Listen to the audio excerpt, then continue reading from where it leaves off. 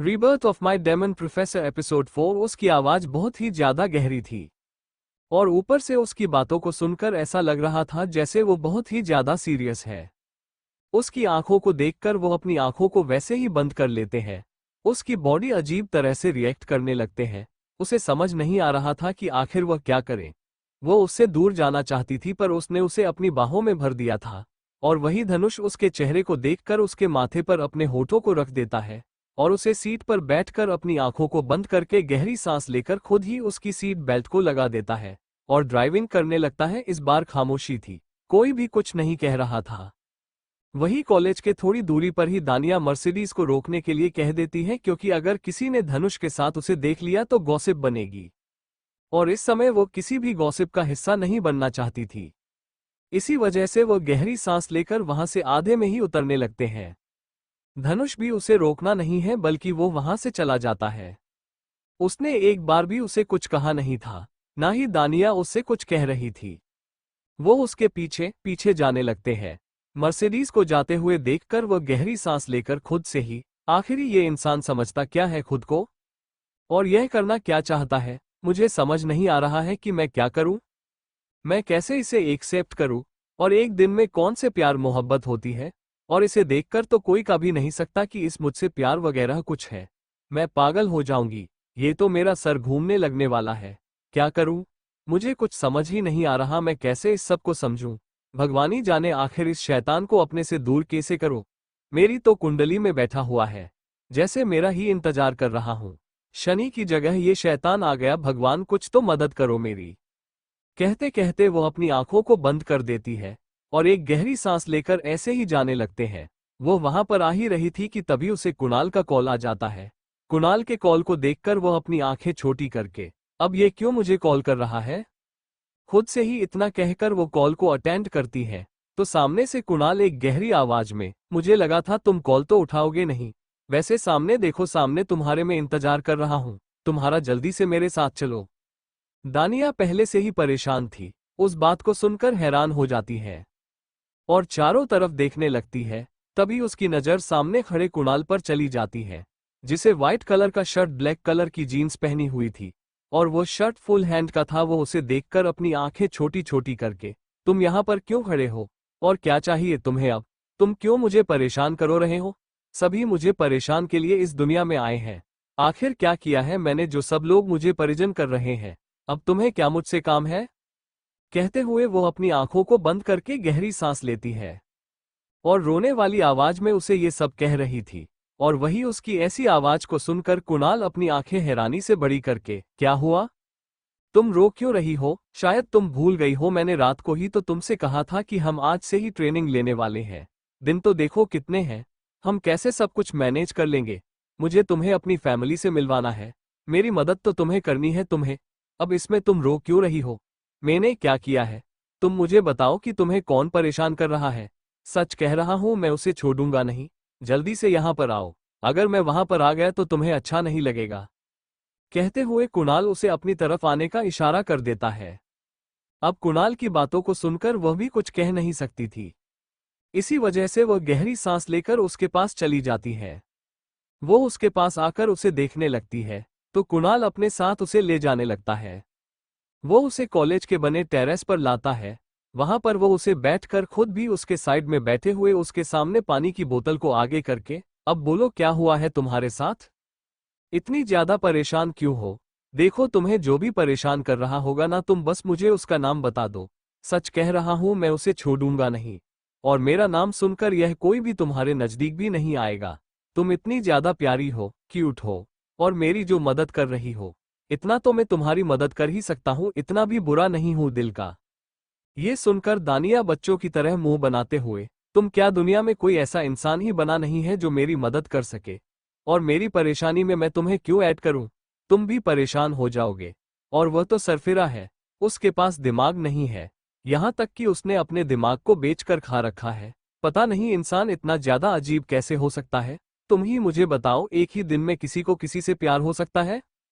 कुणाल ये सुनकर नासमझे वाले चेहरे के साथ उसे नामे ही से हिला देता है और यह सुनते ही दानिया अपनी आंखें बड़ी बड़ी करके मुंह बनाते हुए, वही तो मैं कह रही हूं।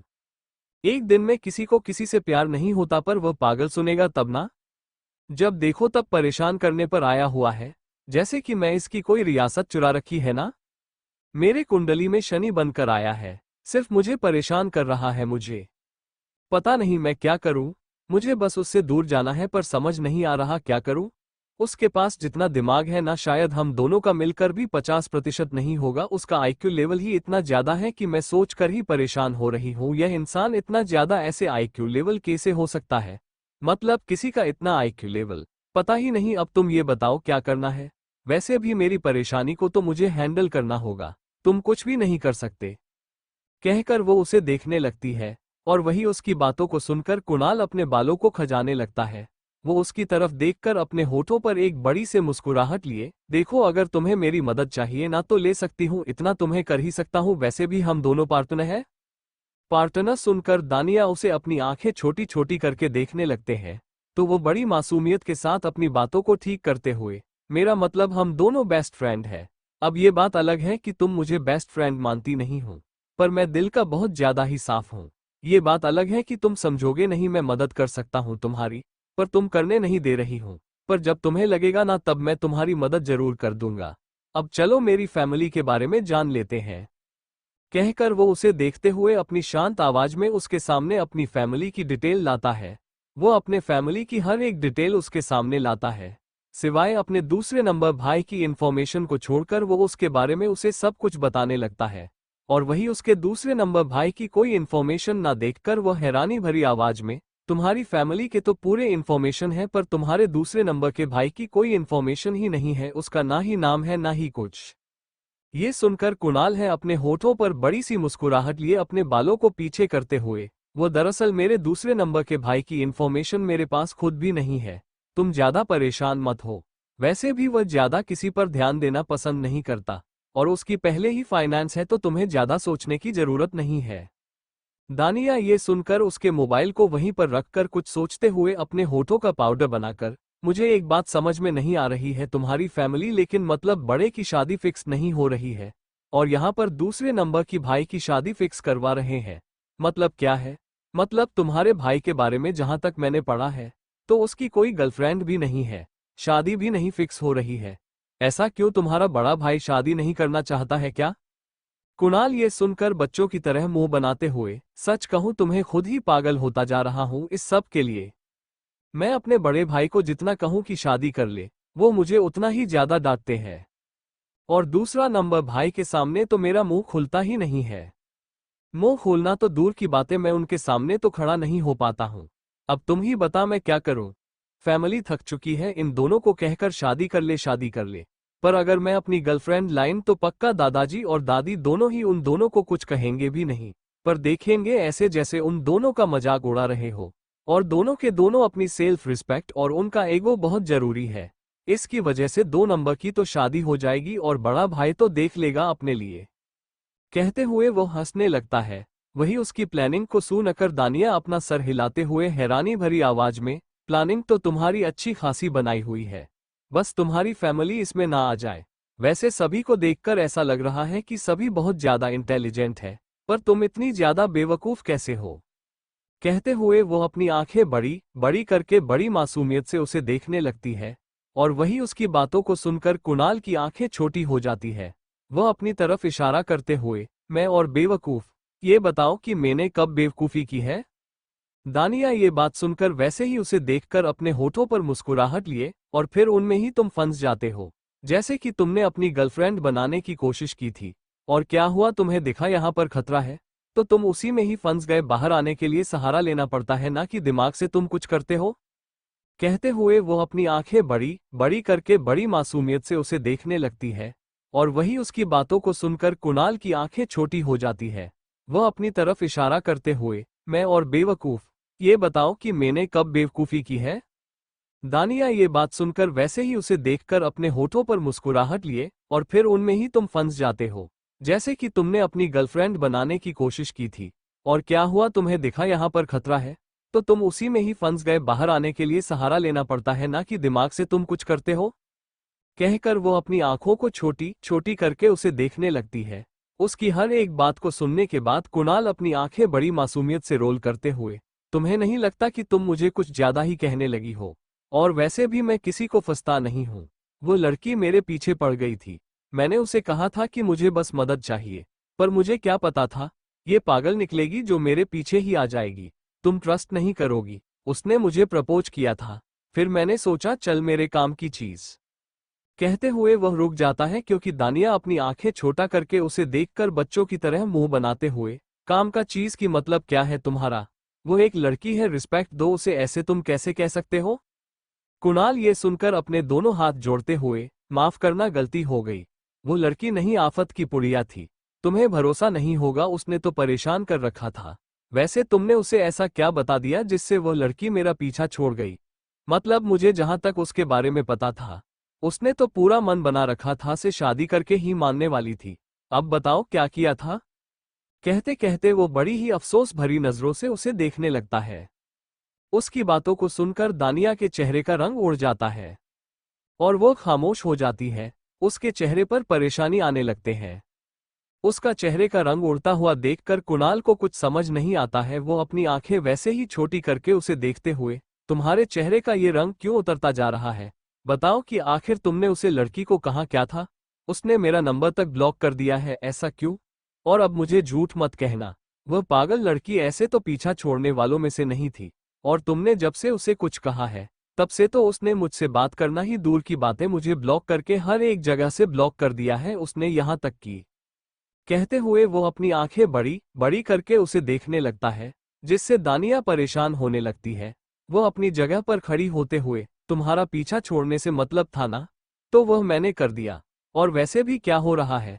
बस नॉर्मल ही तो बात की थी उससे, और इंसानों वाली बात की थी। तुम्हारी तरह नहीं तो उसने छोड़ दिया, तुम्हारे लिए अच्छा ही है ना?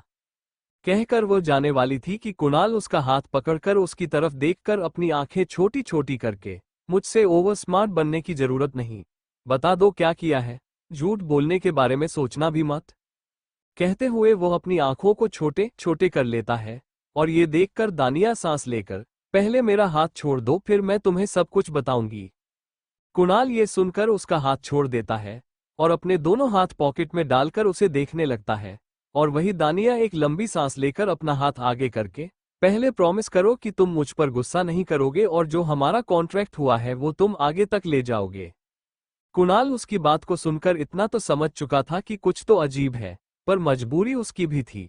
वो प्रॉमिस कर देता है, जिसके बाद दानिया एक लंबी सांस लेकर उसकी तरफ देखने लगती है और फिर अपने होठों पर एक मुस्कुराहट लिए, कुछ दरअसल मैंने उससे पहले यही बताया था कि तुम मेरे बॉयफ्रेंड हो, पर वो सुन नहीं रही थी। मुझे गुस्सा आ गया तो मैंने उसे बता दिया कि तुम्हें।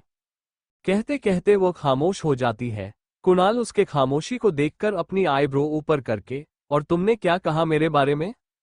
दानिया ये सुनकर एक लंबी सांस लेती है और फिर अपने होठों पर एक जबरदस्ती मुस्कुराहट लिए, मैं सब कुछ उसे बताना चाहती थी।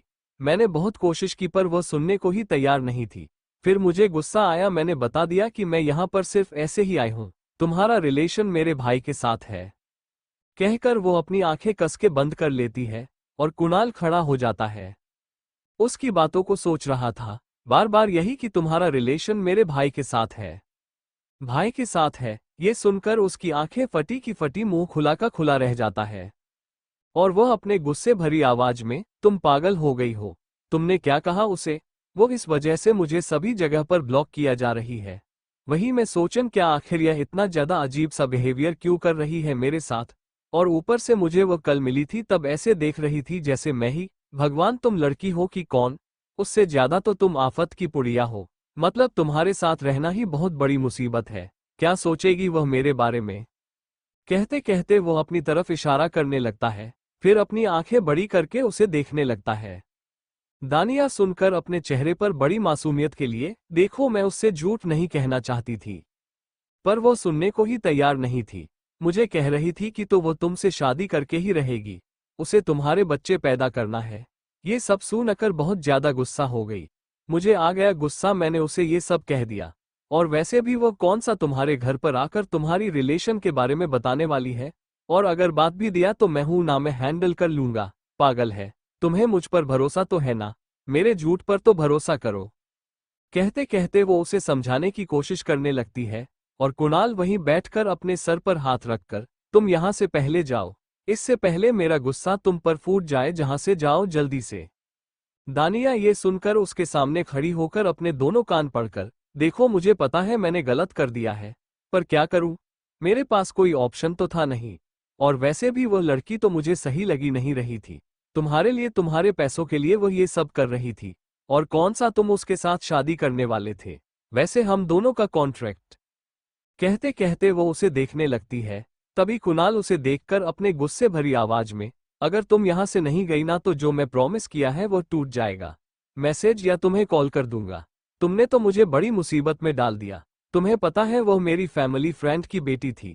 अगर उसने किसी को बता दिया तो क्या होगा। तुम तो सच में मुझे मुसीबत में डालने आए हूं। कहते कहते वो परेशान होने लगता है और वही उसकी बातों को सुनकर दानिया परेशान होने लगती है। पर उसका जुगाड़ू दिमाग में कुछ आइडिया आ जाता है। वो उसे देखकर कुछ सोचते हुए, तो फिर क्या हुआ, तुम उसे भी तो झूठ फंस सकते हो, और वैसे भी वो कौन सा तुम्हारे बारे में सब कुछ जानती है, और उसे बस मैं इतना ही तो बताया था, अगर तुम्हारे साथ मुझे देख लिया तो वह यही बोलेगी कि मैं तुम्हारी गर्लफ्रेंड हूं, और मैं भी यही कहूंगी कि मैं तुमसे पीछा छुड़वाने के लिए ये सब कह दिया। कुछ ना कुछ तो बहाने में मार दूंगी, इतना तो भरोसा करो। फिलहाल तो मैं जाती हूँ, मुझे क्लास अटेंड करना है, वैसे भी लेट तो हो चुकी हूँ। अगर प्रोफेशनल अंदर नहीं लिया तो और बड़ी प्रॉब्लम हो जाएगी। कहते कहते वो वहां से चली जाती है और वही उसे जाते हुए देखकर कुणाल अपने सर पर मरते हुए, ये तो आफत की पुड़िया निकली, पैकेट बड़ा धमाका है। इस लड़की ने तो बड़ी मुसीबत में डाल दिया। अगर पापा या किसी को पता चला तो वह तो मुझ पर शक करने लगेंगे। है भगवान, इस लड़की ने फंसा दिया मुझे कुछ भी करके उसे बात करनी होगी, नहीं तो। कहते हुए वो छोटे बच्चों की तरह रोने लगता है और वही अपने सर पर हाथ मारने लगता है। वहीं दूसरी तरफ दानिया परेशान हो चुकी थी। उसे समझ नहीं आ रहा था कि वह क्या करे, क्योंकि ऑलरेडी 15 मिनट्स वह लेट हो चुकी थी और प्रोफेसर तो आ गया होगा। यही सोचकर वह और भी ज्यादा घबराने लगते हैं। वो जब डोर के सामने खड़ी होती है तो धनुष को देखते हैं, जो पढ़ा रहा था। इस समय उसका चेहरा गुस्से में दिख रहा था। उसे देखकर अब दानिया की हालत खराब हो गई थी। झूठ तो वह कह नहीं सकता, कैसे कहती, क्योंकि उसके साथ ही तो वह आ गई थी। फिर भी बड़ी हिम्मत के साथ वो प्रोफेसर की तरफ देखकर अपनी शांत आवाज में, क्या मैं अंदर आ सकती हूँ। धनुष ने पहले ही देख लिया था कि दानिया आ चुकी है। वो वैसे ही सामने देखकर अपनी गहरी आवाज में, एम्स जान सकता हूँ कि इतनी लेट क्यों हुआ। कॉलेज के टाइम ऐसा कौन सा इंपॉर्टेंट काम आ गया जो लेक्चर को लेट आना। टाइम पर कॉलेज तो आ जाती हूँ, पर क्लासरूम में आने में कौन सी प्रॉब्लम होती है, यह मुझे बताओ। दानिया धनुष की गुस्से भरी नजरों को देखकर उसका पूरा चेहरा परेशानी में भरने लगता है। उसे समझ नहीं आ रहा था कि वह कैसे सबका हैंडल करे। वो क्लासरूम की तरफ देखती है, जो सभी उसे ही देख रहे थे। अब उसे पता था कि बेइज्जत होने से कोई रोकने वाला नहीं है उसे। दानिया धनुष की गुस्से भरी नजरों को देखकर उसका पूरा चेहरा परेशानी में भरने लगता है। उसे समझ नहीं आ रहा था कि वह कैसे सबका हैंडल करे। वो क्लासरूम की तरफ देखती है, जो सभी उसे ही देख रहे थे। अब उसे पता था कि बेइज्जत होने से कोई रोकने वाला नहीं है उसे। धनुष से कोई जवाब ना देते हुए देखकर अपनी शांत आवाज में, सी अभी के अभी मेरे केबिन में जाओ। अगर बिना पनिशमेंट के मैं तुम्हें अंदर आने की इजाजत दे दी तो ये सरासर नाइंसाफी होगी। एक लॉयर को वक्त की वैल्यू समझनी चाहिए। जिस वक्त की वैल्यू नहीं है वो लॉयर नहीं बन सकता। अभी के अभी मेरे केबिन में जाओ और पूरे केबिन को साफ करो, उसके बाद नई पनिशमेंट के बारे में मैं सोचूंगा। ये सुनकर दानिया बेबसी भरी नजरों से क्लासरूम की तरफ देखने लगती है, जैसे कोई उसकी मदद करे। तभी जितेश ये देखकर उदास होने लगता है। वो कुछ सोचते हुए अपनी जगह पर खड़ा होकर, पर प्रोफेसर, अगर दानिया आपकी केबिन को साफ करने चली जाएगी तो फिर ये लेक्चर मिस हो जाएगा और इम्पोर्टेंट से मिलेंगे नहीं, और ना ही उसे आज के लेक्चर के बारे में कुछ समझ आ जाएगा। वैसे भी ब्रिलियंट स्टूडेंट है, ऐसे लेक्चर अटेंड करना है उसके लिए बहुत बड़ा लॉस हो सकता है। प्रोफेसर, आप चाहे तो ये बाद में भी कर सकते हैं, अगर आपको इसमें कोई प्रॉब्लम ना हो तो। ये सुनते ही धनुष उसे अपनी तीखी नजरों से देखकर, अगर मैं ये कहूं कि मुझे इससे प्रॉब्लम है तो फिर ट्रस्टी के बेटे हो, इसका मतलब यह नहीं है कि तुम्हें कोई स्पेशल ट्रीटमेंट मिलेगी। और मुझे यह उम्मीद करना मत, मुझे पता है इसके साथ क्या करना है, यह मेरी है, मैं हैंडल कर सकता हूं। तुम अपना मुंह बंद करो और अपनी स्टडी पर फोकस करो। स्टूडेंट्स को अपने साथ बिगड़ने से अच्छा है कि कुछ नया सीख लो, आगे जाकर फिर तुम्हें इसका प्रॉफिट होगा नहीं तो वैसे भी बिजनेस तो है तुम्हारा, ऑप्शन तुम्हारे पास है। कुछ स्टूडेंट्स के पास ऑप्शन भी नहीं है, फिर भी इसके साथ मिलकर इसका साथ दे रहे हैं। ये तो कल कॉल ना बना तो बिजनेसमैन बन जाएगा। फिर तुम लोगों के पास क्या है? कुछ बैकअप है? अपना मुंह बंद करके ज्यादा एडवाइस देने से अच्छा है कि अपना फोकस अपनी स्टडी पर करो। कैसे किसी को प्रॉब्लम है तो वह मेरा क्लास छोड़कर जा सकता है, एल में बिल्कुल भी नहीं है। मुझे किसी स्टूडेंट की जरूरत नहीं है, बल्कि तुम लोगों को मेरी जरूरत है। उसका गुस्सा और उसकी बातों को सुनकर हर कोई घबराने लगता है, और उसका ये करना कि यह मेरी है, सभी को ऐसा लगता है कि स्टूडेंट इसके लिए वो ऐसा कह रहा है। पर दानिया समझ चुकी थी कि कुछ तो अजीब है। अब उसके पास ऑप्शन तो था नहीं। जितेश तो अपनी जगह पर खड़ा होकर उसके लिए कुछ कह रहा था, पर प्रोफेसर खडूस मतलब शैतान कहाँ उसकी बातें मानने वाला था।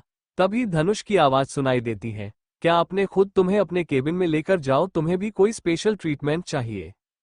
उसकी बात को सुनकर वो जल्दी से अपना सरनामे हिला देती है और रुद्रांशी की तरफ देखते हैं, और फिर एक गहरी सांस लेकर वहां से जाने लगती है। रुद्रांशी को उसके लिए बहुत बुरा लग रहा था, पर वो कुछ कह नहीं सकती थी। जिस जितेश के साथ अगर ऐसा हो रहा है तो वह तो एक नॉर्मल स्टूडेंट है, उसके साथ क्या होगा? प्रोफेसर तो ट्रस्टी के बेटे तक को नहीं छोड़ रहा है, तो उसे तो अपना मुंह बंद करना ही बेहतर समझा चुका था। वो तो कुछ कर नहीं सकते थे, इसकी वजह से वो खामोशी से लेक्चर अटेंड करने लगती है।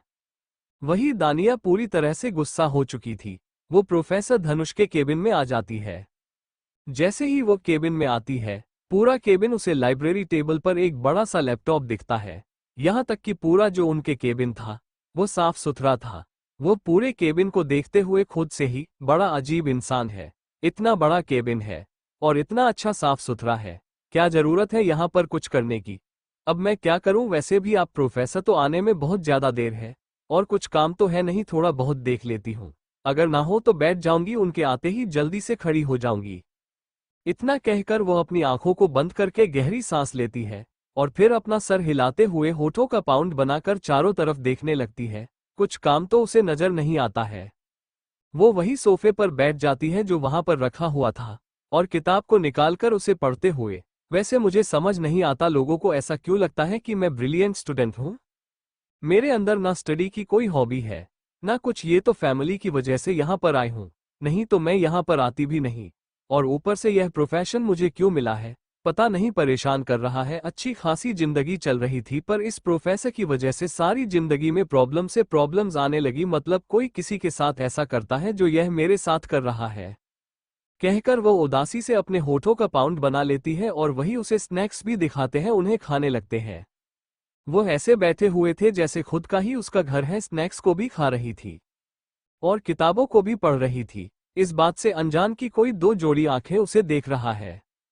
धनुष जो उन सभी को रीडिंग करने के लिए कह देता है और अपने मोबाइल को निकालकर अपने केबिन के सीसीटीवी फुटेज को देखने लगता है। सीसीटीवी फुटेज को देखकर वह अपनी आंखों को बंद करके गहरी सांस लेकर उसे है वैसे ही देखकर अपने मन में, ये लड़की बहुत ज्यादा ही करता, मुझे काम के लिए भेजा था और यह केबिन में बैठी हुई है और वह भी बिना किसी फिक्रे के, नॉर्मल कैसे बैठ सकते हैं? लगता है इसके अंदर मेरा कोई भी डर नहीं है, बस कुछ वक्त बात है, एंजॉय कर लो। कहते हुए वो उसे देख रहा था। वो बड़ी अजीब भी ढंग से बैठी हुई थी, सोफे पर लेट चुकी थी, शर्ट सोने की वजह से ऊपर हो चुका था। उसकी कमर उसके सामने थी जिसे वह देख सकता था, फिर भी उसे कोई चिंता ही नहीं थी। वो बेपरवाह होकर स्नैक्स को खा जा रही थी और दोनों पैरों को ऐसे सोफे पर फैला रखा था जैसे वो घर पर है। ये सब देखकर वो अपना सर हिला देता है। टी शर्ट अब और ऊपर होने लगा था उसके, वो जिस तरह से मूव कर रही थी इसके लिए बहुत ज्यादा अनकाउंटेबल था। एक गहरी सांस लेकर अपने मोबाइल को बंद कर देता है और साइड में रखे हुए बोतल से पानी को पीने लगता है। स्टूडेंट की नज़र तो उसे पर किसी को कुछ समझ नहीं आ रहा था। वही दानिया किताब को पढ़ रही थी, पर अब उसकी आंखें बंद होने को आए थे। सुबह जल्दी उठकर ब्रेकफास्ट बनाने के चक्कर में उसकी नींद भी पूरी नहीं हो गई थी। उसकी आंखें बंद होते होते हो ही गई थी। वह किताब को वैसे अपने सी पर रखे हुए अपनी आंखों को बंद कर लेते हैं, उसे नींद भी आने लगती है। तभी कमरे का दरवाजा खुल जाता है। उसकी पहली नज़र सोफे पर सो रही दानिया पर चली जाती है, जो बेफिक्रे के साथ सो रही थी। उसे ऐसे सोते हुए देखकर एक आईब्राव ऊपर करके देखने लगता है वो इस किताब को जो उसके ऊपर थी उसे कॉफी टेबल पर रखकर अपनी शर्ट के 2 बटन को खोलकर उसके ऊपर आ जाता है। वो उसके दोनों हाथों को पकड़कर ऊपर से और कर देता है और उसके गर्दन पर अपने होठों को रखना शुरू कर देता है, जिससे दानिया को गुदगुदी जैसा महसूस हो रहा था। वो अपनी आंखें खोलता है और जैसे ही धनुष को देखते हैं उसका पूरा चेहरे का रंग ही उड़ जाता है।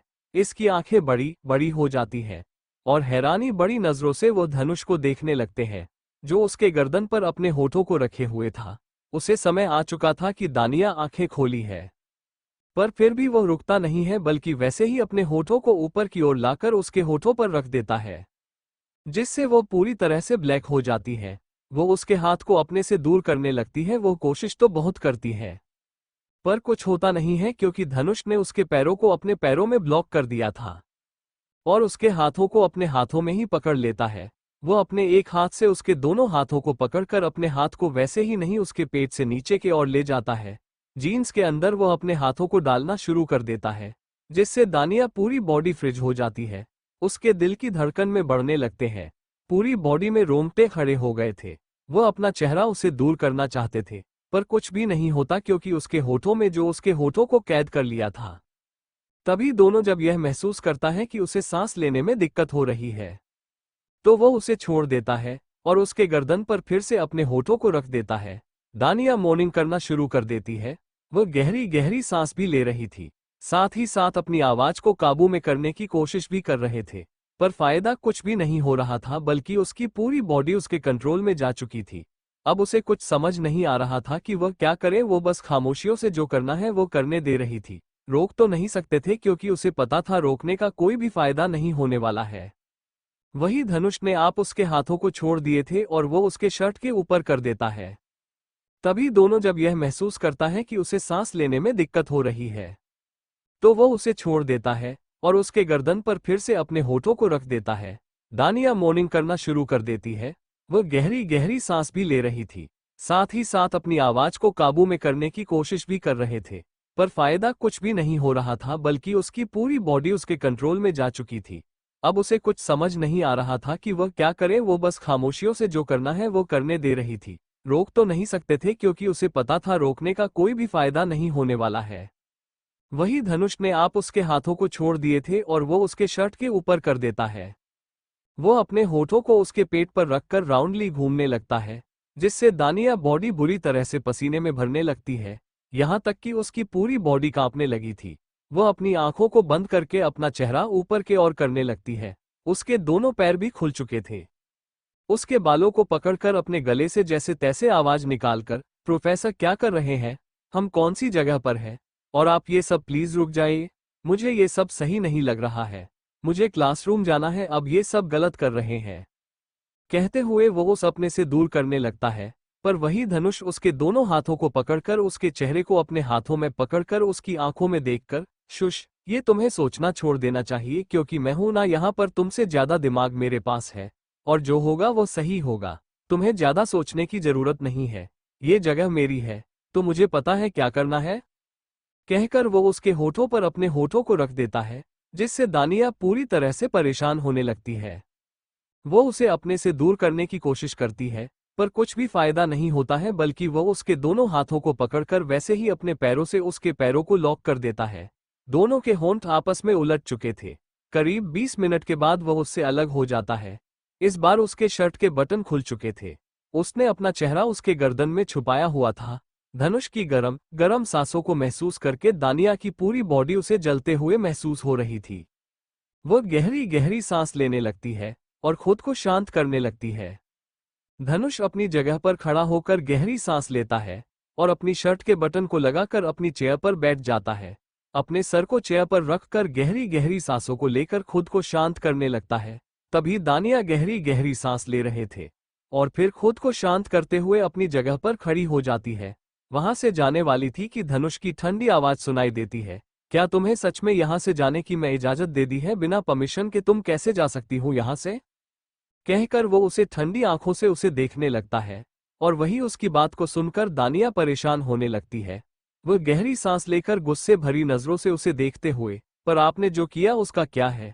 यहाँ पर आपने मुझे भेजा था साफ सफाई करने के लिए, पर साफ सफाई ऑलरेडी हो चुकी है। और ऊपर से आप ये सब कर रहे हैं। आपको पता है ना इस पर मैं हरेसमेंट की कैसे भी डाल सकती हूँ, एक प्रोफेसर अपने स्टूडेंट के साथ। धनुष की ठंडी आवाज उसके कानों में सुनाई देती है। क्या तुम्हें सच में लगता है कि तुम ऐसा कुछ कर सकती हो? तुम बस ये सब करके दिखाओ। मैं भी देखना चाहता हूँ कि तुम क्या क्या कर सकती हो। आखिर मुझे भी पता चले कि तुम्हारे अंदर ज्यादा हिम्मत है। अगर बातें बहुत हो गई हो तो यहाँ पर आओ। दानिया उसकी बातों को सुनकर गुस्सा होने लगती है। कुछ जाना तो चाहती थी, पर कुछ सोचकर वो अपने कदम उसकी तरफ ले जाती है और उसे 2 कदम की दूरी पर ही अपने गुस्से को शांत करते हुए अपने गले से जैसे तैसे आवाज निकालकर, देखिए प्रोफेसर, मुझे यहाँ पर सिर्फ पढ़ाई करने के लिए आना है। वैसे भी मैं किसी को यह नहीं बताया कि हम दोनों नहीं हैं, ना ही मैं किसी से इस बारे में बात कर रही हूँ कि मैं आपको जानती हूँ। बस आप मेरा पीछा छोड़ दीजिए। और वैसे भी पनिशमेंट तो हो गई है, और आपने जो किया है उसके बारे में मैं किसी को बता भी नहीं सकती, तो बेहतर यही है कि मुझे छोड़ दीजिए।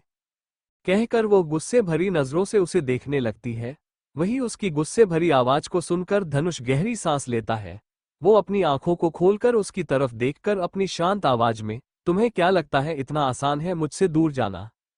कहते हुए वो उसका हाथ पकड़कर अपनी तरफ खींच लेता है और उसे अपनी गोद में बैठकर उसके बालों को सहलाते हुए उसकी आंखों में देखकर, एक बात अच्छे से याद रखना, मैं कभी भी तुम्हें खुद से अलग नहीं करने वाला हूँ। प्रोफेसर, जरूर मैं तुम्हारा हूँ, पर हम दोनों का रिश्ता इससे पहले बहुत ज्यादा गहरा है, याद रखना। इतना कहकर उसके चेहरे को अपने हाथों में पकड़कर उसकी आंखों में देखते हुए, वैसे एक बात तो पूछना मैं भूल ही गया, कॉलेज में तो तुम वक्त पर आई थी, फिर क्लासरूम में देरी किस बात की हुई? एक बात अच्छे से याद रखना, मुझे होशियारी कभी मत करना, क्लास में तुम मुझे सही वक्त पर चाहिए, और आइंदा से अगर मुझे तुम कहीं पर भी नजर आई तो तुम्हारे लिए बहुत बुरा हो सकता है। My gosh. वो अपनी बात पूरी करके उसकी आंखों में देखा है, फिर उसके शर्ट को उसके कंधे से नीचे सरकते हुए अपने होठों को उसके कंधे पर रखकर उसे दूर हो जाता है और वैसे ही उसकी आंखों में देखने लगता है। उसकी बातें और उसे का ऐसा आंखों में देखना उसके लिए बहुत ज्यादा हैरानी भरा था। उसे कुछ भी समझ नहीं आ रहा था, वो बस उसे देखे जा रही थी, जो अपनी गहरी मुस्कुराहट के साथ उसे देख रहा था। उसके चेहरे को देखकर उसे डर लगने लगा था। उसने अब उसे आजाद कर दिया था। दानिया बिना उसकी तरफ देख वहां से जाने लगती है। वो गहरी सांस लेती है और वहां से चली जाती है। उसे समझ नहीं आ रहा था क्यों, आखिर वह क्या करे। दरवाजे तक उसकी ठंडी नजरें वो अपने ऊपर महसूस कर सकती थी, जिससे उसकी पूरी बॉडी कांपने लगी थी। जब वो बाहर आती है तब एक गहरी सांस लेती है। उसका पूरा चेहरा लाल हो चुका था। वो जल्दी से वॉशरूम के अंदर चली जाती है, जहां पर जाकर वो पहले अपने चेहरे को पानी से अच्छी तरह से धोने लगते हैं। फिर खुद को जैसे तैसे शांत करके वो एक लंबी सांस लेती है और जैसे ही वो बाहर आती है तो उसे रुद्रांशी मिलती है। वो उसे देखकर बिना कुछ सोचे समझे उसे गले लगा लेती है। रुद्रांशी, जो उसे ही ढूंढ रही थी, वो अचानक से उसके ऐसे गले लगाने से हैरान हो गई थी। उसे कुछ भी समझ नहीं आ रहा था।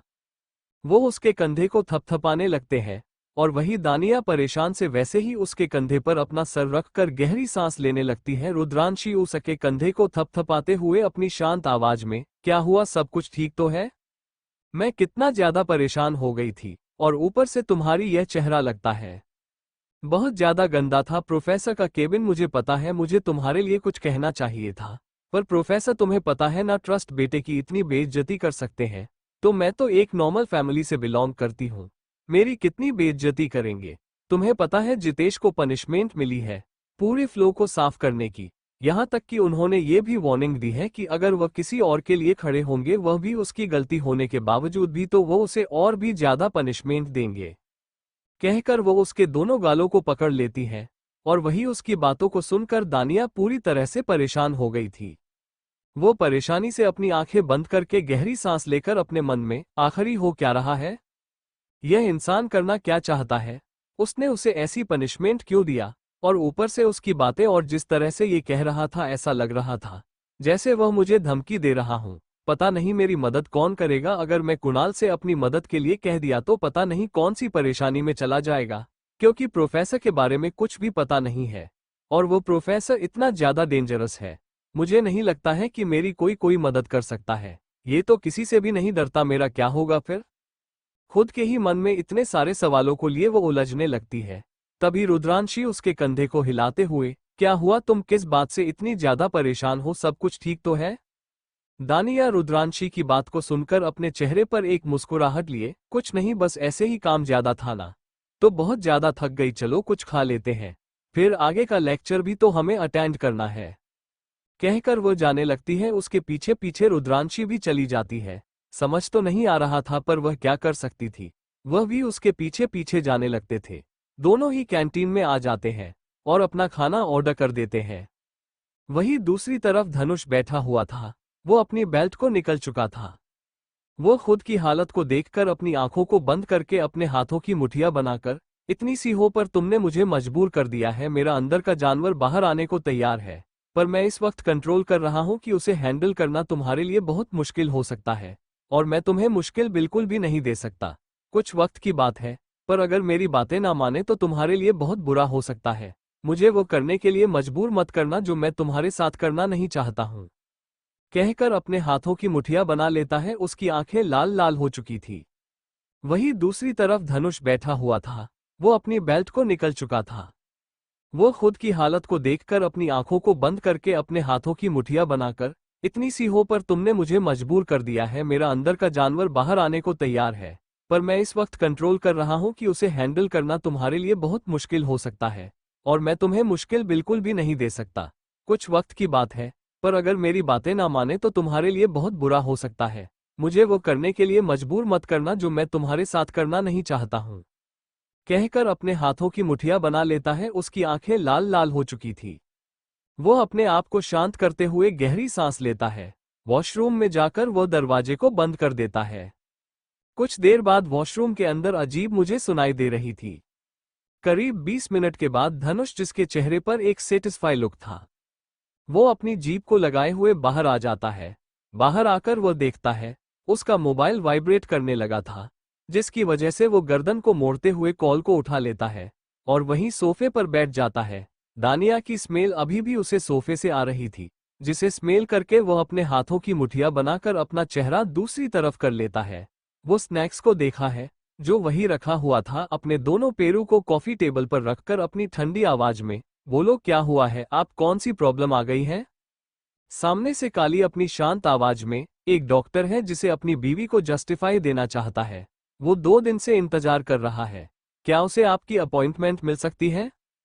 काली की बात को सुनकर धनुष अपने बालों को सहलाते हुए, जस्टिफाई, इंटरेस्टिंग, उसकी फाइल ले लो, उसके बाद ही हम इस बारे में बात करेंगे। ये सुनकर काली अपना सर हिला देता है। धनुष कॉल को कट कर चुका था। वो किसी गहरी सोच में था। कुछ सोचते हैं वो अपनी जगह पर खड़ा होकर वहां से जाने लगता है। तभी उसे फिर से किसी का कॉल आ जाता है। ये कॉल देखकर वह अपने सर पर हाथ रखकर अपने सर को दबाने लगता है और फिर कॉल को अटेंड करके अपनी इरिटेटिंग आवाज में, समझ नहीं आ रहा है बिजनेस से इतनी फुर्सत मिलती कहाँ है जो मुझे कॉल करके परेशान कर रहे हैं। सामने से मौर्य अपनी शांत आवाज में, जो तुम्हें कॉल नहीं कर सकता और बिजनेस तो होता ही रहता है, इसका मतलब यह नहीं है कि मैं तुम्हारे बारे में कुछ कहूँ ना। वो दरअसल पापा ने मुझे कहा है कि तुम्हें बताने के लिए बड़े पैलेस में बुलाया गया है और इस बार तानिया की फैमिली भी आने वाली है। वो तुमसे मिलना चाहते हैं। आशा करता हूं कि तुम इस बार अपना सही डिसीजन दे दोगे, नहीं तो वैसे ही मन परेशान है। मौर्य की बात को सुनकर धनुष अपने मजाकिया भरी आवाज में, मेरे लिए, आपके लिए, मेरी परिवार उन्हें नहीं है, उन्हें पता है कि मैं खुद का ख्याल रख सकता हूँ। वैसे भी आपका बता दीजिए कि शादी तो आपकी करवाने जाती है। वो अगर आप अपने डिसीजन लेने लगे तो अच्छा होगा, और वक्त वही तो आपकी डिसीजन नहीं ले सकते ना, कुछ सोचे इस बारे में। कर वो कॉल को कट कर देता है और वैसे ही अपने केबिन के बने हुए छोटे से बालकनी में चला जाता है, जहां जाकर वह अपने होठों पर सिगरेट को रखकर उसे जला देता है। स्मोकिंग कॉलेज में अलाउड तो नहीं थी, पर यह कॉलेज की दूसरे साइड पर था केबिन, जिसकी वजह से वहां पर कोई आता जाता नहीं था, और धनुष को रोकने वाला भी वैसे कौन था? कोई भी धनुष को रोक नहीं सकता था। दोनों सिगरेट को अपने होठों पर रखे होंगे, उसे जलाकर उसके कैश लेने लगता है और वैसे ही अपनी ठंडी आंखों से सामने देखने रखता है। कैंटीन में सभी लंच कंप्लीट कर रहे थे। लेक्चर दूसरा स्टार्ट होने वाला था। दानिया गहरी सोच में थी, जहां रुद्रांशी उसे बार बार कुछ ना कुछ पूछने की कोशिश कर रही थी, तो वही वो बार बार बस अपना सर हिला दे रही थी। उसके चेहरे से ही पता लग रहा था कि वो बोलने के मूड में बिल्कुल भी नहीं है।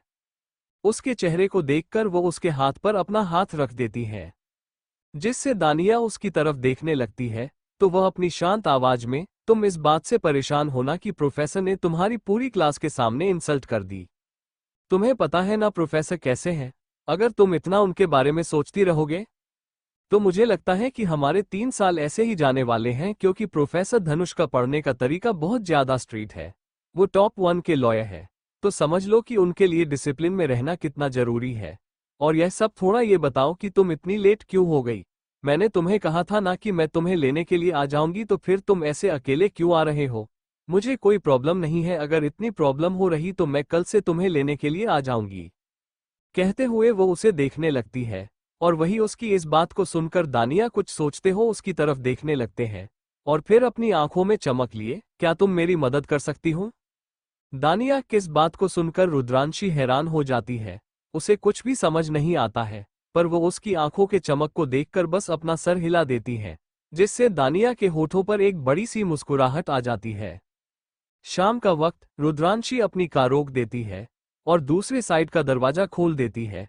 जैसे ही वो दरवाजा खोलते हैं तो बाहर आ जाती है दानिया। वो अपने होठों पर एक बड़ी सी मुस्कुराहट लिए सामने बने छोटे से पैलेस को देखते हैं, जो बहुत ज्यादा खूबसूरत था। वो उसे देख वह कर मुस्कुराते हुए, सी यह तो बहुत ही ज्यादा खूबसूरत है, मैंने सोचा नहीं था तुम इतनी खूबसूरत से पैलेस में रहती हूँ। दानिया के मुंह से अपने पैलेस के लिए तारीफ सुनकर रुद्रांशी अपने होठों पर मुस्कुराहट लिए, तुम भी ना। तुम जिस अपार्टमेंट में रह रही हो, मुझे नहीं लगता कि तुम्हें इतना हैरान होने की जरूरत है। वैसे भी वहां पर अपार्टमेंट बहुत ज्यादा लग्जरियस है, मेरे बेडरूम भी उतने ज्यादा बड़े नहीं होंगे। चलो मैं तुम्हें दिखाती हूँ। वैसे भी पापा और माँ दोनों बाहर होंगे, और बड़ा भाई मेरा बिजनेस के सिलसिले में अक्सर बाहर ही रहता है। मैं अकेली पैलेस में रहती हूँ। तुमने जब ये कहा कि तुम मेरे साथ रहना चाहती हो कुछ दिनों के लिए, तो मुझे बहुत अच्छा लगा इससे। तुम्हें पता है मेरी फैमिली को भी कोई प्रॉब्लम नहीं होंगी। कहकर वो उसका हाथ पकड़कर अपने साथ ले जाने लगती है, और वही उसकी इस बात को सुनकर दानिया बस मुस्कुराने देती है और एक गहरी सांस लेकर अपने मन में, थैंक यू सो मच रुद्रांशी, जो तुमने अपने पैलेस में मुझे रहने की जगह दे दी। कुछ दिन में वहां पर नहीं रहूंगी तो अच्छा ही होगा, उसकी शक्ल तक नहीं देखने मिलेगी। और मुझे ये भी नहीं पता कि मैं कैसे उसे दूर रहूं, मुझे बिल्कुल भी उसके साथ कोई कनेक्शन बनाना है नहीं। वह तो पागल है और पता नहीं मेरे साथ क्या कर देगा। और क्लासरूम में मैं वैसे भी रुद्रांश जी के साथ रहूंगी, तो मुझे नहीं लगता कि वो कुछ कर पाएगा। खुद से ही इतना सब कुछ सोचने के बाद वो अपनी आंखों को बंद करके गहरी सांस लेती है और खुद को शांत करने लगते हैं। चेहरे पर परेशानियां थीं, जैसे तैसे करके खुद को वो शांत करती है। कुछ देर के बाद वो दोनों अंदर पैलेस के आने आ जाते हैं। जैसे ही पैलेस में आती है तो बहुत खूबसूरत पैलेस था अंदर, जिसे देखकर वो बस देखती रह जाती है। अंदर सर्वेंट भी थे। वो अपनी आंखों को बंद करके गहरी सांस लेती है और वैसे ही अंदर जाने लगते हैं। वो अपने होठों पर बड़ी सी मुस्कुराहट लिए अपनी आंखों में चमक लिए उसे पैलेस के बारे में बताई जा रही थी, जिसे दानिया सोने जा रही थी। तभी उसका मोबाइल वाइब्रेट होने लगता है। अननोन नंबर देखकर वो कॉल को वैसे ही रख देती है, फिर कुछ सोचकर मोबाइल को स्विच ऑफ भी कर देती है और रुद्रांशी के साथ उसे कहीं कमरे में चली जाती है। उसके कमरे में आकर वो बिस्तर पर लेट जाते हैं और अपनी आंखों को बंद करके गहरी सांस लेती है और फिर अपनी आंखों को खोलकर सीलिंग की तरफ देखने लगती है और अपने मन में, जाकर अच्छा लग रहा है, आज नहीं रहूंगी तो अच्छा ही होगा। वैसे भी प्रोफेसर का क्या भरोसा क्या कर डाले। कॉलेज में डर है और अपार्टमेंट में तो और भी ज्यादा डर थी। और जो उसने किया है वो अपार्टमेंट में क्या कर सकता है। मुझे उससे दूर ही रहना होगा, मुझे कोई भी कनेक्शन उसके साथ नहीं बनाना है। और ऐसे शैतान के साथ अगर मैं रह गई तो मेरा क्या होगा। तभी उसका मोबाइल वाइब्रेट होने लगता है। अननोन नंबर देखकर वो कॉल को वैसे ही रख देती है, फिर कुछ सोचकर मोबाइल को स्विच ऑफ भी कर देती है और रुद्रांशी के साथ उसे कहीं कमरे में चली जाती है। उसके कमरे में आकर वो बिस्तर पर लेट जाते हैं और अपनी आंखों को बंद करके गहरी सांस लेती है और फिर अपनी आंखों को खोलकर सीलिंग की तरफ देखने लगती है और अपने मन में, जाकर अच्छा लग रहा है, आज नहीं रहूंगी तो अच्छा ही होगा। वैसे भी प्रोफेसर का क्या भरोसा क्या कर डाले। कॉलेज में डर है और अपार्टमेंट में तो और भी ज्यादा डर थी। और जो उसने किया है वो अपार्टमेंट में क्या कर सकता है। मुझे उससे दूर ही रहना होगा, मुझे कोई भी कनेक्शन उसके साथ नहीं बनाना है। और ऐसे शैतान के साथ अगर मैं रह गई तो मेरा क्या होगा। खुद से ही इतना कहकर वो अपनी आंखों को बंद कर लेती है। और एक लंबी सांस लेकर खुद को शांत करने लगती है। तभी वो महसूस करते हैं कुछ तो गलत है। उसे कुछ ऐसा महसूस हो रहा था जिसका अंदाजा उसे खुद भी नहीं हो रहा था। उसे ऐसा लग रहा था जैसे कुछ है जो उसे परेशान कर रहा है, पर क्या वह खुद ही नहीं पता। वो इमेजिनेशन पर ताला लगा देती है और एक गहरी सांस वॉशरूम में चली जाती है। ज्यादा ना सोचकर गर्म पानी के बाथटब में बैठ जाती है और वहां पर बैठकर वह फ्रेश होने लगते हैं। जो आज हुआ उसके बारे में याद करके उसे बहुत ज्यादा गुस्सा आ रहा था। धनुष की वह हर एक बात है उसे डर महसूस करवा रही थी। बातों को याद करके उसे खुद पर भी उतना ही गुस्सा आ रहा था जितना धनुष पर आने लगा था। वो खुद को जैसे तैसे शांत करती है और फिर वैसे ही अपनी आंखों को खोलकर धनुष के बारे में याद करने लगते हैं। आंखों के सामने एक मूवी की तरह वो हर एक पल याद आने लगते हैं। तभी वह अपने कंधे पर दर्द महसूस करती है। अपनी उंगलियां अपने कंधे पर लेकर उसे सहलाने लगते हैं। दरअसल वहां पर धनुष ने बाइट किया था जिसकी वजह से उसे दर्द तो महसूस हो रहा था, पर वो इग्नोर कर रही थी। पर अब तो उसे और भी ज्यादा दर्द महसूस हो रहा था। वह अपनी गर्दन को पीछे करते हुए उसे निशान की तरफ देखने लगते हैं। उसे वह निशान ज्यादा तो नहीं पर थोड़ा बहुत दिखता है। उसे देखकर वो अपनी आंखों को बंद करके वैसे ही अपना सर बट्टाब में हेड रेस्ट रख देती है और अपनी आंखों को बंद करके खुद से ही निशान ऐसा लगता ही नहीं है कि यह चोट लगने का है। बहुत ज्यादा अजीब है। चोट भी ऐसी लगती है, ऐसा लगता है जैसे यह निशान किसी ने निकाला है। इतना ज्यादा गंदा। और इसमें क्या यह एरो लगाए हुए हैं? एरो का मतलब क्या है? ऊपर से ये कुछ लिखा है, ये पता नहीं कौन सी लैंग्वेज है। कहते हुए वो खामोश हो सकती है। वो अपनी आंखों को बंद करके गहरी सांस लेती है और फिर वैसे ही अपने सर को पकड़कर उसे हल्का हल्का हाथों से दबाने लगते हैं और फिर वैसे ही सामने देखने लगती है। वहीं दूसरी तरफ धनुष जब अपने अपार्टमेंट में आता है, जब वह अपार्टमेंट में आता है तब वह सामने दरवाजे की तरफ देखा है। फिर अपने अपार्टमेंट में जाकर सोफे पर बैठ जाता है। सोफे पर रखे हुए लैपटॉप को वह ओपन करके देखने लगता है, जहां पर उसे एक सीसीटीवी फुटेज दिखाने लगती है। ये फुटेज दानिया अपार्टमेंट की थी, जहां पर पूरा अपार्टमेंट खाली था। ये देखकर उसकी आंखें और भी ज्यादा ठंडी पड़ जाती है। वो अपने मोबाइल को निकालकर कॉल लगने लगता है, पर वो मोबाइल स्विच ऑफ आता है, जिससे उसकी आंखें और भी ज्यादा ठंडी पड़ने लगती है। वह मोबाइल को वहीं पर रखकर सोचने लगता है। लैपटॉप की स्क्रीन को वह वैसे ही छोड़कर अंदर कपड़े में आ जाता है। कमरे में आकर वह अपने आप को ठंडी पानी में खड़ा करके एक गहरी सांस लेता है। ठंडा पानी उसके शरीर पर आ रहा था। पूरे शरीर पर जख्म ही जख्म थे। उसके गर्दन पर एक निशान था जो बहुत ज्यादा भयानक था। वह अपनी ठंडी आंखों से सामने देखने लगता है, जिससे उसके चेहरे पर अजीब से एक्सप्रेशन आ जाते हैं। वह मिरर में खुद को देखकर वहां से चला जाता है। कमरे में आकर वह टॉवल से अपने बालों को पोंछने लगता है।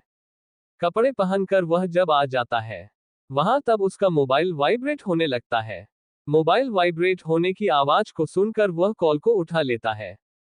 सामने वाले की बातों को सुनने के बाद धनुष अपनी ठंडी आवाज में, नजर रखो अपनी, वह कहाँ जाती है, क्या करती है, हर एक खबर मेरे पास आनी चाहिए। इतना कहकर वह कॉल को कट कर देता है और वैसे ही सोफे पर मोबाइल को फेंक देता है और जेब में रखे हुए सिगरेट के बॉक्स में से सिगरेट निकालकर अपने होठों पर रख देता है और फिर वैसे ही वह सामने देखने लगता है। बालकनी के पास आकर वह ठंडी हवाओं को महसूस करता है। शाम का वक्त हो चुका था, अंधेरा भी होने लगा था और बड़ी बड़ी बिल्डिंग की लाइट से लेकर का धनुष को दिख रही थी, जिसे देखकर उसकी आंखें और भी ज्यादा सख्त हो जाते हैं। वो बड़ी अजीब तरह से मुस्कुराते हुए, इतना आसान अगर होता मुझसे दूर जाना, तो मुझे नहीं लगता कि फिर से तुम्हारी मुलाकात मुझसे होती। तुम्हें ये किसने इजाजत दी मुझसे दूर जाने की? तुम मेरी हो और मेरी ही रहोगी। गौश, मुझे चला के करना तुम्हारे लिए कितना मुसीबत में डालना है कि तुम्हें अब समझ में आ जाएगा। तुम गई तो हो पर आओगे जल्दी ही। इतना कहकर वो हंसने लगता है। उसके हंसी बहुत ही ज्यादा खतरनाक थी। खौफनाक तरीके से आंखें चमकने लगी थी। वह चारों तरफ देखा है, फिर एक ठंडी आह भरकर वो जाने लगता है। वही दानिया मोबाइल जो उसने बेड रखा हुआ था उसे ले लेती है और कुछ सोचते हुए, वैसे तो उन्होंने कॉल किया तो जरूर होगा, मेरा नंबर भी होगा उनके पास, देखती हूँ कितने कॉल किए हैं और कौन कौन सी धमकी दी है। खुद से ही इतना कहकर वो मोबाइल को स्विच ऑफ से निकाल देती है और कॉल लिस्ट में देखती है तो उसे मैसेज आता है कि धनुष का सिर्फ एक ही कॉल आया था। ये देखकर वो अपनी आंखें बड़ी बड़ी करके, मुझे लगा था कि 30-40 कॉल तो आएंगे ही उनके। प्रोफेसर तो बहुत ही कंजूस निकले, एक ही कॉल कर दिया। मतलब सच में यह इंसान इतना ज्यादा अजीब क्यों है? मुझे तो लगा था यह मेरे बारे में सोचेगा, परेशान होगा, और मुझे डर भी लग रहा था। मैं भी ना खाम खम परेशान हो गई, ना इसका कोई मैसेज ना कुछ भी, इसे तो मेरी परवाह ही नहीं है। कहते हुए वो छोटे बच्चों की तरह गुस्सा होने लगते हैं। तभी वो खुद की बातें और अपने गुस्से को देखकर हैरान हो जाती है। वो अपनी जगह पर खड़ी होकर, मेरे साथ हो क्या रहा है? मैं क्यों गुस्सा होने लगी? और मुझे तो खुश होना चाहिए कि उसे इंसान को मेरी परवाह नहीं है। आखिर में वहां से यहाँ पर इसलिए है तो आई हूँ उससे पीछा छुड़वाओ। और एक मेरा दिमाग है, जो अलग ही थी जगह चल रहा है, लगता है ये भी उसकी तरह पागल होने लगा है। मुझे अपने दिमाग को शांत करना होगा, नहीं तो मैं भी पागल बन जाऊंगी। पहले ही काम जिंदगी में परेशानियां है, जो और परेशानियां होगा, बसेरा लेकर यहाँ पर बैठो। खुद से ही इतनी बातें करके वो अपनी आंखों को बंद कर लेती है, फिर वैसे ही अपनी जगह पर खड़ी होकर वहां से जाने लगते हैं। जब वो वहां रहते हैं तो उसे सामने रुद्रांशी मिलती है, जो कॉल पर किसी से बात कर रही थी। ये देखकर वो उसके पीछे पीछे आते हुए, क्या हो रहा है? तुम किस बात कर रही हो? वैसे तुमने मुझे उठाया क्यों नहीं? कहते हुए वह उसकी तरफ देखने लगते हैं। तो रुद्रांशी उसकी तरफ देखकर मुंह बनाते हुए, कुछ नहीं भाई का कॉल था, कह रहा था, कहकर वो एक गहरी सांस लेती है।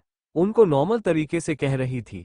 ये देखकर दानिया अपनी आंखें बड़ी बड़ी करके, तुमने तो कहा था तुम्हारे भाई बाहर के कंट्री में काम करता है, तो मुझे लगा कि तुम एक साइड होगी। ये सब कहते वक्त तो तुम तो उदास लग रही हो, क्या मैं सब कुछ ठीक तो है? रुद्रांशी यह सुनकर सामने देखने लगते हैं, फिर एक गहरी सांस लेकर, कहो तो भाई को बिल्कुल भी लॉयल बनना पसंद नहीं है मेरा। उन्होंने मुझे पहले कहा था कि वो बिजनेस के बारे में स्टडी करनी शुरू करें, पर मैंने लॉयर बना डिसाइड कर लिया था। इसकी वजह से भाई और मेरे बीच कभी अच्छे से जमती नहीं है। हम दोनों के बीच हमेशा इस बात से झगड़ा होने लगता है, और उन्हें इस बात से गुस्सा आ रहा है कि मैंने लॉयर बनने का डिसाइड क्यों किया है। उनका कहना है लॉयर बनने से अच्छा है कि बिजनेस आगे बढ़ा दे, उससे और भी ज्यादा प्रॉफिट उसे मिल सकता है। कहते हुए वो अपनी आंखों को बंद करके गहरी सांस लेती है। पर वही उसकी बातों को सुनकर दानिया अपनी आंखें बड़ी बड़ी करके, क्या बात है, तुम्हारी फैमिली तुम्हें लॉयर बनने के लिए नहीं कह रही थी? और यहाँ मेरी फैमिली ने तो मुझे लॉयर बनने के लिए पूरी तैयारी करती थी। मुझे लॉयर वैसे भी बना नहीं था, पर मैंने सोचा मैं बन लेती हूँ क्योंकि अप्पा डॉक्टर है, और सभी ने बचपन से ही मुझे कहा था कि तुम कुछ बड़ा करोगे। उससे ही मेरी माँ ने डिसाइड किया था कि मैं एक लॉयर बनूंगी, और मेरे पास कोई ऑप्शन था नहीं। इसकी वजह से मैं भी यह प्रोफेशन के बारे में सोचो और इसकी ही स्टडी कर दी। कहकर वह उदास होने लगती है। तभी रुद्रांशी कुछ सोचते हुए, वैसे इतने सारे एक्सपेंस तुम्हें हैंडल कैसे करती हो? आई मीन तुम्हारे पापा डॉक्टर, बिना स्कॉलरशिप के तुम कॉलेज की फीस कैसे भरती हो? कॉलेज की फीस तो मुझे लगता है सालाना 10 लाख के ऊपर जा रही होगी, क्योंकि यहाँ पर जिस तरह के लॉयर्स आते हैं, वह भी पर्सनली हमें सीखने के लिए, उनकी फीस भी ज्यादा होती है कि वह सारे पैसे तो हमारे ही फीस से ही लेते हैं। एक्स्ट्रा क्लास, उसके ट्यूशन, ये सब स्टार्ट होगा तब तो तुम्हें और ज्यादा परेशानी होगी। क्या बात है, तुम्हारी फैमिली तुम्हें लॉयर बनने के लिए नहीं कह रही थी? और यहाँ मेरी फैमिली ने तो मुझे लॉयर बनने के लिए पूरी तैयारी करती थी। मुझे लॉयर वैसे भी बना नहीं था, पर मैंने सोचा मैं बन लेती हूँ क्योंकि अप्पा डॉक्टर है, और सभी ने बचपन से ही मुझे कहा था कि तुम कुछ बड़ा करोगे। उससे ही मेरी माँ ने डिसाइड किया था कि मैं एक लॉयर बनूंगी, और मेरे पास कोई ऑप्शन था नहीं। इसकी वजह से मैं भी ये प्रोफेशन के बारे में सोचो और इसकी ही स्टडी कर दी। कहकर वह उदास होने लगती है। तभी रुद्रांशी कुछ सोचते हुए, वैसे इतने सारे एक्सपेंस तुम्हें हैंडल कैसे करती हो? आई मीन तुम्हारे पापा डॉक्टर, बिना स्कॉलरशिप के तुम कॉलेज की फीस कैसे भरती हो? कॉलेज की फीस तो मुझे लगता है सालाना 10 लाख के ऊपर जा रही होगी, क्योंकि यहाँ पर जिस तरह के लॉयर्स आते हैं, वह भी पर्सनली हमें सीखने के लिए, उनकी फीस भी ज्यादा होती है कि वह सारे पैसे तो हमारे ही फीस से ही लेते हैं। एक्स्ट्रा क्लास, उसके ट्यूशन, ये सब स्टार्ट होगा तब तो तुम्हें और ज्यादा परेशानी होगी। कहते हुए वो अपनी आंखों को बंद करके गहरी सांस लेती है। और वही उसकी हर एक बात को सुनने के बाद दानिया सोच में पड़ जाती है कि क्या वह उसे सब कुछ बताए। पर वह उसे सब कुछ तो नहीं बता सकती, नहीं तो उसके बारे में क्या सोचेगी। वह कुछ सोचते हुए अपनी होठों पर एक मुस्कुराहट लिए, तुम परेशान मत हो, मेरे अप्पा बहुत ज्यादा पैसे वाले हैं, और वैसे भी मैं उनके इकलौती बेटी हूँ। तो मुझे नहीं लगता कि उन्हें कोई प्रॉब्लम होगी। और वैसे भी उनके पास पैसे तो बहुत है, हर एक ख्वाहिश को पूरा कर देते हैं मेरे, तुम ना ज्यादा सोच रही हो, सब कुछ ठीक है कहकर वह मुस्कुराने लगती है। और वही उसकी बातों को सुनकर रुद्रांशी कुछ कहती नहीं है। वह बस अपना सर हिला देती है। दोनों ही खाना खाने के लिए चले जाते हैं। खाना खाने के बाद वैसे ही बैठे हुए थे, तभी दानिया मोबाइल बजने लगता है, जिसकी वजह से वो रुद्रांशी के साथ जो टीवी देख रही थी वो छोड़ देती है और ऐसे ही अपनी नजर मोबाइल में लाती है। मोबाइल में लाकर वह जैसे ही कुणाल का नाम देखते हैं तो उसे हैरानी होती है। उसके लिए अनएक्सपेक्टेड था, उसने कुणाल की जगह किसी और का ही नाम सोचा था।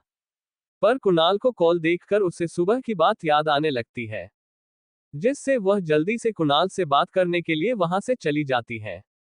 वो कुणाल से बात करने के लिए जगह पर खड़ी होकर गहरी सांस लेती है।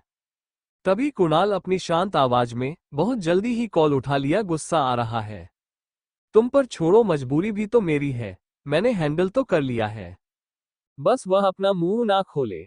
और हाँ, कल तुम मुझे जल्दी मिलने आ जाना, तुम्हें मैं 2-3 जगह दिखाने वाला हूँ जहां पर मैं अक्सर जाता हूँ और वहां पर क्या क्या करता हूँ। मेरे भाई को तो पता है मैं कौन सी जगह पर जाता हूँ, कितना वक्त वहां पर रुकता हूँ, वह जगह कैसी है, उसे जगह पर क्या स्पेशल है, सब कुछ वह तुमसे पूछेंगे तो तुम्हें हर एक का जवाब सही से देना है। तो सुबह तुम मुझे 8 बजे मिल लेना, उसके बाद दोनों ही कॉलेज चले जाएंगे। दानिया ये सुनकर परेशान होने लगते हैं, क्योंकि 8 बजे अगर वह उसके साथ चली गई और आज की तरह वह लेट आ गई तो ये सोचती ही वो कुछ सोचते हुए, क्या हम तुझे शाम को नहीं जा सकते? मेरा मतलब हमारे लेक्चर खत्म होने के बाद हम शाम को जा सकते हैं ना, क्योंकि सुबह लेक्चर अटेंड करने होते और लेट भी हो जाएगा, ऊपर से मैं नहीं चाहती कि मेरी नींद खराब हो जाए। तुम्हें पता, आज तुम्हारी वजह से प्रोफेसर ने अच्छा खासा मुझे सुना दिया, तो मैं दोस्त के भी घर आ गई हूँ, तो हम शाम को ही तुम्हारे उसे फेवरेट प्लेस पर चले जाएंगे। और वैसे भी तुम मुझे छोड़ दोगे तो मैं उसे बता दूंगी सब कुछ। कुणाल ये सुनता है तो परेशान होने लगता है, वो कुछ सोचते हुए, मैं ट्राई करता हूँ। कल शाम मुझे अपने भैया के साथ बाहर जाना है, पर मैं ट्राई करता हूँ। उन्हें बता दूंगा कि मुझे अर्जेंट काम आ गया, नहीं तो बता दूंगा गर्लफ्रेंड के साथ घूमने जा रहा हूँ। और हाँ, तुम्हारी उसे दोस्त को बता देना कि तुम्हें रात के 11 भी बच्चा है, क्योंकि वह मुंबई से थोड़ी सी दूरी पर है। ट्रैफिक ना हो तो 1 घंटे में ही पहुंच जाएंगे। अगर होगा तो मुझे लगता है बहुत बड़ी प्रॉब्लम हो जाएगी। फिर भी मैं ट्राई करूंगा। और हाँ, कल आते वक्त थोड़े ढंग के कपड़े पहन कर आ जाना। जहां पर जा रहे हैं वह जरा जगह थोड़ी सी अलग है, तो समझ रही हो, वन पीस तो तुम्हारे पास होंगे ही, यह जीन्स वगैरह पहनकर मत आना, बहुत ज्यादा बुरी दिखती हूँ। उद्धरण चिन्ह अल्पविराम। कॉल तो कट कर देता है और वही उसकी इस बात को सुनकर दानिया अपनी तरफ इशारा करके अपना मुंह खोले। आखिर में समझता क्या है खुद को, आखिर इसकी हिम्मत भी कैसे हो सकती है मुझसे ऐसी बात करने की। खुद से इतना कहकर वह अपनी आंखों को हल्की हल्की छोटी छोटी कर लेती है। फिर अपने हाथों की मुठ्ठियां बनाकर बच्चों की तरह मुंह बनाते हुए उसे मन भर कर सुनाने लगते हैं। और फिर एक गहरी सांस लेकर खुद को शांत कर देती हैं और वहां से वह जाने लगते हैं। पर उसे कुणाल पर बहुत गुस्सा आ रहा था, वह कुछ सोचकर मुस्कुराने लगती है, जैसे उसके दिमाग में कुछ तो चल रहा है। सुबह का वक्त हो जाता है, दानिया उठ जाती है और ब्रेकफास्ट करने के लिए रुद्रांशी के पास बैठ जाती है। रुद्रांशी की फैमिली पहले ही बाहर गई थी, जिसकी वजह से वह दोनों ही थी। ब्रेकफास्ट कंप्लीट करने के बाद रुद्रांशी चली जाती है और वही दानिया ब्रेकफास्ट करने लगती है। वो ब्रेकफास्ट करते हुए खुद के ही मन में, प्रोफेसर के बच्चे ने ब्रेकफास्ट कहाँ से किया होगा, बड़ा आता मुझे पनिशमेंट देने वाला। जाहिर सी बात है आपने अपार्टमेंट में बना रहा होगा, आप कैसे बना रहा होगा।